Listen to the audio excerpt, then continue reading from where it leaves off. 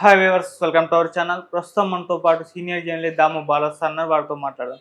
నమస్కారం సార్. నమస్తే. Sir, BRS MLA Lasya Nanditha గారు మరి రీసెంట్గా యాక్సిడెంట్ అయ్యి చనిపోవడం జరిగిందిగా. మరి ఎంక్వైరీ కూడా చేస్తున్నామని చెప్పారు పోలీసులు. మరి ఎంక్వైరీ ఎక్కడ దాకా వచ్చింది? ఫర్దర్గా ఏమైనా అప్డేట్ ఉందా సార్ ఈ ఇష్యూ?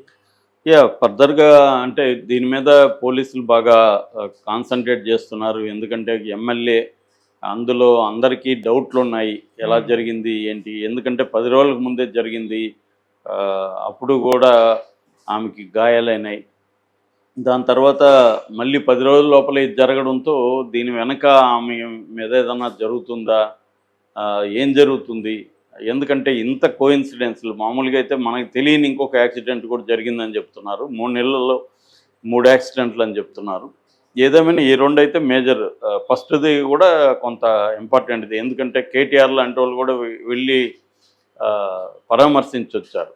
అందుకని ఏం జరుగుతుంది ఇది అంటే ఒక్కోసారి కోయిన్సిడెన్స్‌లు కూడా ఉంటాయి. మనకు కూడా లైఫ్‌లో చాలామందికి జరిగిందే జరుగుతుంటుంది. తగిలిన కాలికే తగులుతుందంటారు. అలాగే ఒక్కొక్కసారి ఏంటంటే జరిగిన ప్రమాదమే జరిగే అవకాశం ఉంది. కానీ ఇది కొద్దిగా పాపులర్ ఆమె కాబట్టి సో సీరియస్‌గానే తీసుకున్నారు. రెండోది జరిగిన ఇన్సిడెంట్ ఇవన్నీ చూసినప్పుడు అతను రెగ్యులర్ డ్రైవర్ శేఖర్ ఉండేవాళ్ళు వీళ్ళకి. ఆ డ్రైవర్ ఉన్నప్పుడే ఆ స్కార్పియో యాక్సిడెంట్ జరిగింది. ఆ తర్వాత శేఖర్ వాళ్ళ సిస్టర్స్ కారుకి వెళ్ళారు. సో నిజానికి మొన్న కూడా అతను వాళ్ళ సిస్టర్ వాళ్ళు ప్రయాణించిన కారుని అతనే డ్రైవ్ చేశాడు. కొత్తగా వీళ్ళ ఫ్రెండ్ ద్వారా ఇతను వచ్చాడని చెప్తున్నారు. ఇతను పిఏ అని కూడా చెప్తున్నారు. ఇతనికి అంత ఎక్స్పర్టైజ్ డ్రైవింగ్ లేదని చెప్తున్నారు. రెండోది ఏంటంటే వీళ్ళు చేసిన తప్పు, సదాశివపేటకు ముందు రోజు వెళ్ళారు. అక్కడ ఆరూర్ అని ఉంటుంది ఆ ఏరియాలో. అక్కడ మిస్కిన్ బాబా దర్గా ఉంది, అది పాపులరు. వీళ్ళు ఎందుకు వెళ్ళారంటే కూడా అది కూడా ఐరనీ చూడండి ఎంత ఇది అంటే, వీళ్ళని ఆరోగ్యం బాగాలేకుండా ఉంది గతంలో. దాని నుంచి ఆమె రికవర్ అయింది. రెండోది యాక్సిడెంట్లో నుంచి తప్పించుకుంది. అందుకని బాబాకి పూజలు చేద్దామని వెళ్ళారు.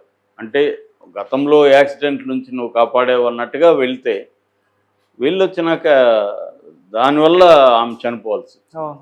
సో అదొక ఐరనీ.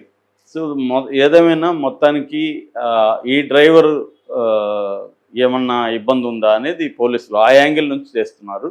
వాళ్ళ సిస్టర్ కూడా నివేదిత, ఆమె కూడా కేసు పెట్టింది. సో అతని మీద 304 కింద నెగ్లిజెన్స్ అనేది, క్రిమినల్ నెగ్లిజెన్స్ అంటారు, అలాంటి నెగ్లిజెన్స్ చేశాడు అనేది పెట్టారు. ఇప్పుడు అతన్ని అదుపులోకి తీసుకొని విచారిస్తూ ఉన్నారు. రెండోది ఆ స్పాట్ని పరిశీలించినప్పుడు 100 కిలోమీటర్ల దగ్గర స్పీడోమీటర్ ఆగి ఉంది. అది ఆగింది 100 లేకపోతే అంతకుముందు వస్తున్నాడా అనేది తెలీదు. నిజానికి ఆ టైంలో 100 కూడా రావాల్సిన అవసరం లేదు, కానీ ఆయన 100లో వస్తున్నాడు. రెండవది ఏంటంటే ఒక 500 మీటర్ల నుంచే ఈ కారు శకలాలు అవన్నీ పడి ఉన్నాయన్నమాట. సో ఎందుకు ఇంత ఇదైనప్పుడు వాళ్ళకున్న అంచనా ఏంటంటే దాని మీద ఒక ధూళి అంతా ఉంది, ఒక పెయింటింగ్ లాగా ఉంది, పెయింట్స్ అవన్నీ ఉన్నాయి. దాన్ని బట్టి వాళ్ళు ఏమనుకుంటున్నారంటే ఇది ఉంటే టిప్పర్ అన్నా ఉండాలి, సన్న ఇసుగు తీసుకొని వెళ్ళే టిప్పర్ అన్నా, లేకపోతే రెడ్ మిక్సర్ అన్నా ఉండాలి. ఈ రెండిట్లో ఏదో ఒకటి ఉండే అవకాశం ఉంది అనేది ఒక దాన్నంతా కూడా ఇప్పుడు ఫోరెన్సిక్కి పంపించారు. రెండవది ఏంటంటే ఇతన్ని ఇంట్రాగేట్ చేసినప్పుడు అతను నా కళ్ళు బయర్లు గమ్మాయి, నాకేం తెలియట్లేదు, నాకు గుర్తులేదు ఏమంటున్నాడు. మామూలుగా అది సహజంగా జరుగుతుంది. ఎందుకంటే ఒక పెద్ద ప్రమాదం జరిగినప్పుడు ఒక ట్రామా లాంటిది. ఆ ట్రామా తర్వాత మనిషికి ఏమి గుర్తుండదు. ఆ మధ్య మా ఫ్రెండ్కి, నేను మా ఫ్రెండ్ వెళ్తున్నప్పుడు పక్కన మా ఆటో కొట్టేసింది. అతను ఒక్కసారిగా స్పృహ పడిపోయాడు. అప్పుడు కూడా నాకు ఇమ్మీడియట్గా ఏం చేయాలో తెలియదు. ఒక 2-3 నిమిషాల తర్వాత నేను తేరుకొని 100కి ఫోన్ చేయాల్సి వచ్చింది. అప్పుడు వాళ్ళు రాలేదు, కానీ ఇతను మళ్ళీ స్పృహలోకి వచ్చాడు. వచ్చిన తర్వాత అతను హాస్పిటల్కి తీసుకెళ్తుంటే అతను నన్ను గుర్తుపట్టాడు, కానీ నేను ఎందుకు ఇక్కడికి వచ్చాను అని అడుగుతున్నాడు. అంటే నీ దగ్గరికి నేను ఎప్పుడు వచ్చాను, ఎందుకు వచ్చాను నాకు గుర్తు రావట్లేదు, నా పిల్లల ముఖాలు గుర్తు రావట్లేదు అని చెప్తున్నాడు. నేనేం చెప్పాను, నన్ను గుర్తుపట్టావు కదా, మెల్లగా వస్తుంది మెమరీ అని చెప్పాను. ఎందుకంటే నేను ఎక్కడ చదువున్నా, మెమరీ ఒక్కొక్కసారి పోయినప్పుడు మెల్లగా వస్తుందని. అలాగే అతనికి ఒక హాఫ్ డే తర్వాత మెమరీ అన్నీ వచ్చింది.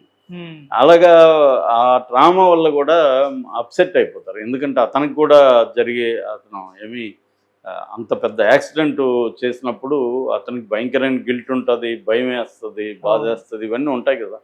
సో అతను మర్చిపోయే అవకాశం ఉంది. కానీ పోలీసులు వదలకుండా అతను రకరకాల పద్ధతుల్లో ఇంట్రాగేట్ చేస్తున్నారు. దాని తర్వాత అతని బ్లడ్, యూరిన్ టెస్ట్ చేశారు. ఇతను ఏమన్నా ఆల్కహాల్ తీసుకున్నాడని. అయితే ఇప్పటివరకు ఆల్కహాల్ లేదు ఇతని దీంట్లో అనేది తెలిసింది వాళ్ళకి. ఇంకేమన్నా డ్రగ్స్ కానీ ఏమన్నా తీసుకున్నారని అతని శాంపుల్స్ని ఫోరెన్సిక్ ల్యాబ్కు పంపించారు. దాని తర్వాత ఇన్స్టిట్యూట్ ఆఫ్ ప్రివెంటివ్ మెడిసిన్ దాని దగ్గర కూడా వీళ్ళు పంపించారు ల్యాబ్కి టెస్టింగ్కి. అంటే ఎక్కడ గ్యాప్స్ లేకుండా సిస్టమేటిక్గా ఎంక్వైరీ చేస్తున్నారు, ఇన్వెస్టిగేషన్. సో పంపించారు. దాంతో అదొకటి. దాని తర్వాత అతను ఫోన్ తీసుకొని కాల్ డేటాను మొత్తం పరిశీలిస్తున్నారు. ఎవరెవరికి ఇతను కాల్ చేశారు అంటే ఏమన్నా కుట్ర కోణం ఉందా? ఎందుకంటే ఇతను బతికాడు, ఆమె చనిపోయిందంటే ఇతను ఏమన్నా ఆమె వైపుగా కారు ఢీకొనిచ్చాడా? కొన్ని యాక్సిడెంట్లు అలా జరుగుతుంటాయి. అంటే వాళ్ళు ప్లాన్డ్గా ఏం చేస్తారంటే వీళ్ళు బెల్ట్ వేసుకుంటారు. బెల్ట్ వేసుకోవడం వల్ల ఎయిర్ బెలూన్ ఓపెన్ అవుతుంది. రెండోది ఇటుపక్క ఎవరైతే వీళ్ళు చంపాలనుకుంటే వాళ్ళు ఇటుపక్క కూర్చున్నప్పుడు అటువైపు తాకిచ్చారనుకో, వీళ్ళు బెల్ట్ వేసుకోకపోతే అటువైపు ఉన్న వాళ్ళకి ఖచ్చితంగా తీవ్రమైన ప్రమాదం జరుగుతుంది. ఇటువైపు ఉన్న వాళ్ళకి అంత పెద్ద ప్రమాదం జరగదు. అది డ్రైవర్లకి తెలుసుంటుంది ఒకవేళ చేయదలుచుకుంటే. అలాగా కూడా చేసిన సందర్భాలు గతంలో ఉంటాయి కాబట్టి పోలీసులు ఆ యాంగిల్ నుంచి కూడా పరిశీలిస్తున్నారు. సో దానివల్ల కూడా వాళ్ళు ఏం చేస్తున్నారంటే మొత్తం అతని ఫోన్లో ఏమన్నా ఎవరికైనా కాంటాక్ట్ చేశాడా, ఎవరు మాట్లాడారు ఇతనితో, అంటే అతను ఒకవేళ చంపాలనుకున్నా లేకపోతే ఇంకో ఏదన్నా చేయాలనుకున్నా అతనికి ఎవరైనా ఒకడే చేయడు కదా, ఎవరైనా అతన్ని ప్రేరేపించి ఉండాలి. అట్లా ఏమన్నా ఉందా అనేది కూడా వాళ్ళు కాల్ డేటా తీసుకొని అదంతా కూడా పరిశీలిస్తున్నారు. ఇంకొక విషయం కూడా పోలీస్ ఇన్వెస్టిగేషన్లో తెలిసింది ఏంటంటే యాక్చువల్గా ఈ కారులో వాళ్ళ అక్క కూతురు కూడా ఉన్నింది, చిన్న పాప. కానీ ఈ అమ్మాయి నేను టిఫిన్ తీసుకొస్తాలే, నీకు స్కూల్కి టైం అయిపోతుంది వెళ్ళిపో అని ఈ అమ్మాయిని వేరే కారుకి మార్చారు. ఆ స్కూల్ అనేది ఆ అమ్మాయిని కాపాడింది, లేకపోతే ఆ పాపకు కూడా సీరియస్ ఇదైండేది. సో అది కూడా బయటికి చెప్పారు. సో వాళ్ళు ఏంటంటే నిన్న పూజల వల్ల మేము రోజంతా తినలేదు అన్నప్పుడు ఈ అమ్మాయిని నేను వెళ్ళి తీసుకొస్తాను. నిజానికి ఆ 4:30-5 టైంలో ఎక్కడా కూడా టిఫిన్స్ కూడా ఏమీ రెడీగా ఉండవు. కానీ ఆమె ట్రై చేస్తానని వెళ్ళింది. అదేదో ఆమె డ్రైవర్ని పంపించుండొచ్చు. మామూలుగా అయితే డ్రైవర్ని వెళ్ళి నువ్వు తీసుకురా అని చెప్పి ఉండొచ్చు. మరి ఆమె ఎందుకని తనే వెళ్ళింది అనేది అదొక పెద్ద ప్రశ్న. మామూలుగా అయితే జనం ఎవరన్నా ఏం చేస్తారు, వీళ్ళు అలసిపోయి ఉంటారు, డ్రైవర్ని వెళ్ళి టిఫిన్ తీసుకురా అని పంపిస్తారు. మరి ఆమె పిఏ స్థాయి కాబట్టి అతనికి ఆ పని చెప్పలేకపోయిందా, లేకపోతే తను టిఫిన్ చూసి తనే సెలెక్ట్ చేసుకుందాం అనుకొని వెళ్ళిందా అనేది తెలియదు. ఏమైనా అది కూడా ఆమె మిస్టేక్. అన్నిటికంటే ఏంటంటే బెల్ట్ వేసుకోకపోవడం, అది పెద్ద ప్రమాదానికి దారి. బెల్ట్ వేసుకొని ఉంటే ఆమె చనిపోయేదైతే కాదు అనేది పోలీసులు చెప్తున్నారు. గాయాలు ఏమన్నా ఉంటాయి కానీ చనిపోయే ప్రసక్తి అయితే లేదు. చాలాసార్లు ఇదే జరుగుతుంది. అంటే ఒకటి ఏంటంటే లాంగ్ డ్రైవ్ వెళ్ళేటప్పుడు చాలామంది వేసుకుంటారు, షార్ట్ డ్రైవ్లకి దగ్గరలోనే కదా అనుకొని చాలామంది వేసుకోరు. అటువంటిది ఏమన్నా ఈమె అనుకున్నదా అనేది తెలియదు. సో గతంలో కూడా ఇలాంటివి, ఫర్ ఎగ్జాంపుల్ మనకు శోభా నాగిరెడ్డి కూడా అలాగే జరిగింది, బెల్ట్ వేసుకోకపోవడం. చాలా పెద్ద ప్రమాదాలు అంటే అనేక సార్లు యాక్సిడెంట్ జరిగినప్పుడు బెల్ట్ వేసుకొని ఉన్న వాళ్ళకి ప్రమాదం తక్కువ ఉంటుంది. కారులో 4 కూర్చొని ఉంటే అందులో 3 బెల్ట్ వేసుకొని ఉంటే అతనే సీరియస్ అయిన సంఘటనలు చాలా ఉన్నాయి. అంటే డేటాను విశ్లేషిస్తే. కానీ మన ఇండియన్ కల్చర్లో ఏంటంటే చాలామంది బెల్ట్లు వేసుకోవడం నామోషిగాను, అదేదో పిరికితనంగాను ఫీల్ అయ్యేవాళ్ళు చాలామంది ఉన్నారు. సో అందుకని ఈ మధ్య ఫైన్స్ కూడా వేస్తున్నారు బెల్ట్. ఆ రకంగా ఇంకా స్ట్రిక్ట్గా చేయాల్సిన అవసరం ఉంది. అట్లాగే వెహికల్స్లో కూడా కొన్ని దేశాల్లో బెల్ట్ వేసుకోకపోతే ఇమ్మీడియట్గా పోలీస్ స్టేషన్కి వార్నింగ్ వెళ్ళిపోతుంది.